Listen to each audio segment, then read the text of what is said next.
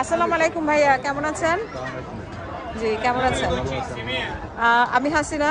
আমার টেবিল টক ইউকের পক্ষ থেকে আপনাকে অনেক অনেক শুভেচ্ছা। আপনার নাম এবং আপনি কতদিন থেকে এখানে আছেন ইতালি কাতানিয়া? আমার নাম মোহাম্মদ শামীম হোসেন, ডাক নামে মোল্লা, আর এখানে আছি প্রায় 14 বছর আগে। আচ্ছা, আপনার এটা নিজের বাংকার নাকি? এটা আমার বাংকার না, আমার এক বন্ধুর বাংকার। বাংকার। এখানে কিরকম, মানে বেচা বিক্রি কিরকম? আচ্ছা, মোটামুটি একটা সংসার চলার মতন যতটুকু লাগে ততটুকু আসে। আপনাদের কাস্টমাররা কি শুধু বাঙালি নাকি অন্য? না না না, এখানে বাঙালি আছে, ইন্ডিয়ান আছে, শ্রীলঙ্কান আছে, মরিশাস আছে।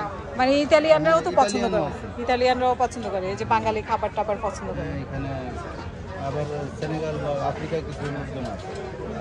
এই কচু ছড়া কি নেয়? বাঙালি ছাড়া? বাঙালি ছাড়া ইতালিয়ানরাও না। ইতালিয়ান চাওয়াত প্লিজ। আচ্ছা ভাইয়া, এখানে মানে আপনার আপনি আছেন যতদিন থেকে, বাঙালিদের জন্য কি সুযোগ সুবিধা আছে? যারা আসতে চায়, অনেকে স্বপ্ন দেখে যে, মনে করে যে ইউরোপে আসলেই জীবন বদলে যাবে। আপনি কি এটা মনে করেন কিনা? সেটা তো যদি অনেস্টলি বলি কোনোভাবেই হয়, এটা মিথ্যা, একদম টোটালি মিথ্যা আমার কাছে। আমি নিজে ব্যক্তিগতভাবে সাফার করতেছি। এখানে যে শ্রম দেই বা যে টাকা পয়সা ইনভেস্ট করছি, যাই করছি, এটা যদি আমি আমার দেশে করি, আমি অনেক বেশি ভালো থাকি, এর চেয়ে অনেক বেশি গুণে ভালো থাকতে পারতাম হয়তো। আমি আমার নিজের দিয়ে বলতেছি। যাই হোক, ওটা হইলো অন্য প্রসঙ্গ। এখন ভাগ্যের ব্যাপার। না, আপনি চলে আসছেন, কিন্তু অনেকেই মানে জীবনে ঝুঁকি নিয়ে সমস্ত টাকা পয়সা দিয়ে, মানে জমি জামা বিক্রি করে, তাদের স্বপ্নই হচ্ছে যে বিদেশে আসবো, বিদেশে আসলে পরিবারেরও একটা স্বপ্ন থাকে যে বিদেশে আসলে মনে জীবন বদলে যাবে। এতটুকুই মনে করি যে উপায়ন্তর না পাইলে লিগেল হয়ে যদি কেউ আসতে চায় তা আসে। সাগর পথে বা সমুদ্র দিয়ে, লিবিয়া দিয়ে, এইসব দিয়ে, দেশ দিয়ে যা আসে, এগুলো না আসাটাই আমি মনে করি। কেন লাইফ নিয়ে খেলামেলা করি আমরা? লাইফ এটা আমার নিজের আল্লাহ পাকের দেবো। আমি কেন আত্মহত্যা করছি? আত্মহত্যা তো মাপ।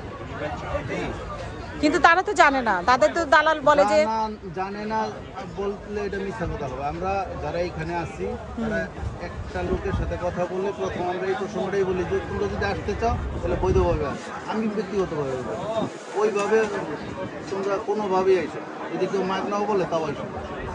আমি এরকমই বলে দিই। তারা যদি মানে কি সিচুয়েশন হবে আমি সেটাও বলে দিই।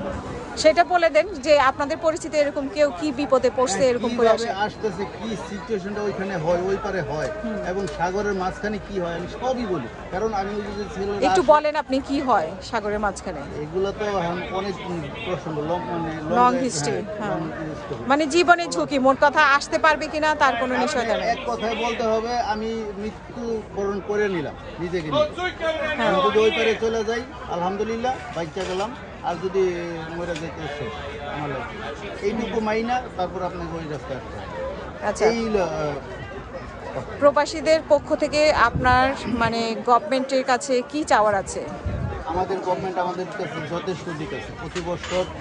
না না না, বাংলাদেশের গভর্নমেন্টের কাছে। বাংলাদেশের গভর্নমেন্টে আমাদের এম্বাসি যারা কাউন্সিলর আছে প্রতি বছর একজন রাখতেছে এখানে, আলহামদুলিল্লাহ, ওদেরকে ধন্যবাদ।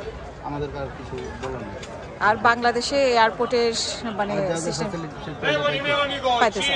আর বাংলাদেশের এয়ারপোর্ট সম্পর্কে আপনার কিছু বলার আছে কিনা? মানে প্রবাসীরা যখন দেশে যায় তখন কোনো ছেলেমেয়েরা, আমি যতটুকু শুনতেছি বা দেখতেছি, একটা জেনারেশন জানি না কেন ওরা দেশ থেকে পলায় আসে, মানে ভাগার চেষ্টা করে, টোটাল একটা জেনারেশন।